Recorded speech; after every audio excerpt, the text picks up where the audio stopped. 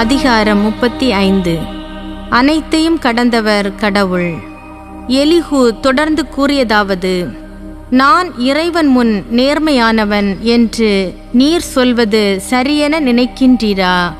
நான் பாவம் செய்யாததனால் எனக்கு என்ன ஆதாயம், எனக்கு என்ன நன்மை என நீர் கேட்கின்றீர்.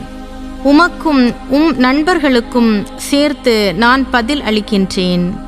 வானங்களை பாரும், கவனியும்.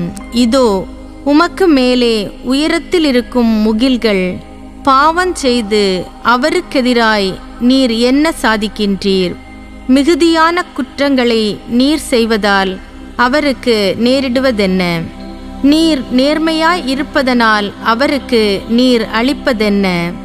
அல்லது கையிலிருந்து அவர் பெறுவதென்ன? கொடுமை உம்மை போன்ற மனிதரையே துன்புறுத்துகின்றது. நேர்மையும் மானிடர்க்கே நன்மை பயக்கின்றது. கொடுமைகள் குவிய அவர்கள் கூக்குரலிடுவார்கள்.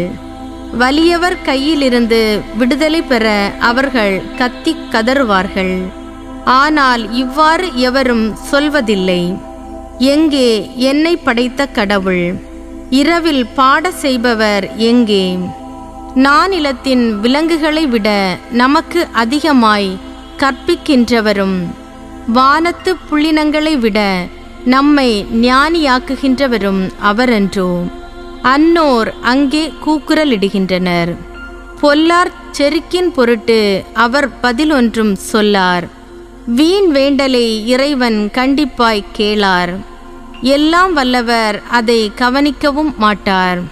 இப்படி இருக்க நான் அவரை பார்க்கவில்லை. தீர்ப்பு அவரிடம் இருக்கின்றது, நான் அவருக்காக காத்திருக்கின்றேன் என்று நீர் கூறும்போது எப்படி உமக்கு செவி கொடுப்பார்? இப்பொழுதோ கடவுளின் சினம் தண்டிப்பதில்லை. மனிதரின் எதிர்ப்பை அவ்வளவாய் அவர் நோக்குவதில்லை என எண்ணி யோபு வெற்றுரை விளம்புகின்றார். அறிவில்லாமல் சொற்களை கொட்டுகின்றார்.